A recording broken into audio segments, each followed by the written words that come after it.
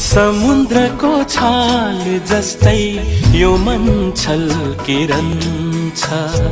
जति जति बिर्सु भन्छु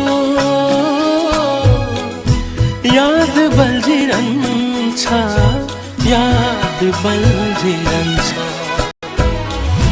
राम्रोसँग थाहा छ मलाई तिमी मेरी हैन, राम्रोसँग थाहा छ मलाई तिमी मेरी हैन।